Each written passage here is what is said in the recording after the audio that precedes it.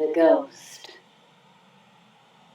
This faceless thing took human form for long enough to embrace me in the 12th house, with a feeling of years ago. And now time and the waking world have made him a ghost again. It's as if the only thing I realize is that I'm supposed to realize something that I haven't yet. Maybe it's not time. Maybe I'm fighting it. Maybe I already know, and I'm choosing to embrace denial. Desperately trying to push through it with my eyes closed. Tonight, for hours, my mind was invaded by visions that suffocated my heart, which bled down my face with tears. Suddenly I sensed that I had distorted reality by fantasizing for too long. But reality without fantasy is just slow death, and so I allow the visions to show me things. The strongest vision takes me for a ride. It's another lifetime, long ago. We are quite a force together, strong, happy, in constant awe of each other, and so in love with each other. Being blessed day and night with moments where time just stops and space is abundant. We're allowed to forget about everything outside ourselves and focus on each other, learning each other's bodies, understanding each other's thoughts, sharing emotions through changing waves in our eyes and powerful sounds. Falling asleep on his chest over and over, each time more comforting than the last. Then something happens, and he is ripped from me. I cry for days because I am no longer whole, but I do not grieve his death. I refuse to say goodbye and close my hands because I'm angry, demanding in silence that he be returned. It feels as though no time has passed as I flash back into my current body and lifetime. I'm not alone. I'm working, desperately trying to stifle my pouring tears and finding it hard to breathe in.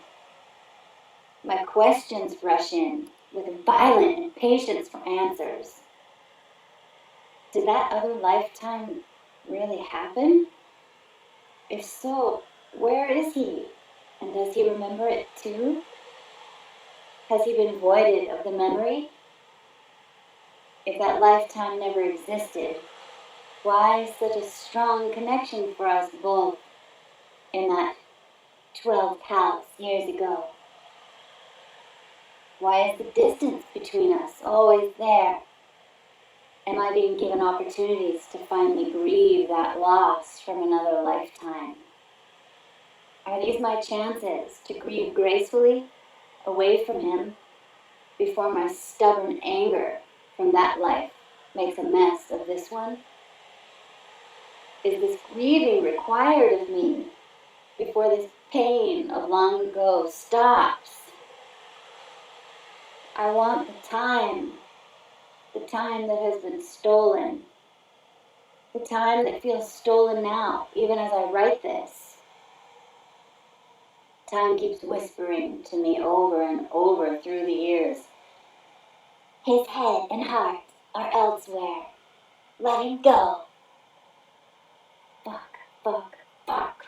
For God's sake, I have consciously and continuously struggled to release him from my aspirations of us, sharing a big, warm, and amazing haven together, here in this beautiful paradise of the world, practicing the balance of being joyous individuals and coming together to share, decompress, and feed on each other with a true sense of belonging.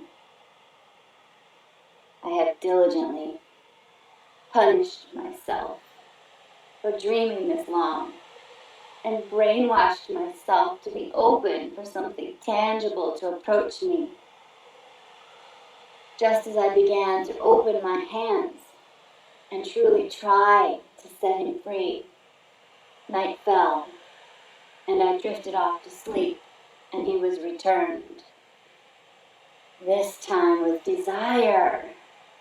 And once again, my infrared focus was stripped of its well-placed shrouds. My caged desire returned to scraping the walls, about to break free, as I was so slowly brought to him, and time stopped for us again. Day returned again, and he has now returned to the form of my elusive ghost. Why? What kind of awful, sadistic, daily trial is this? I'm struggling not to feel like a complete failure. And I just want to keep returning my head to his chest, falling asleep like snakes for another lifetime.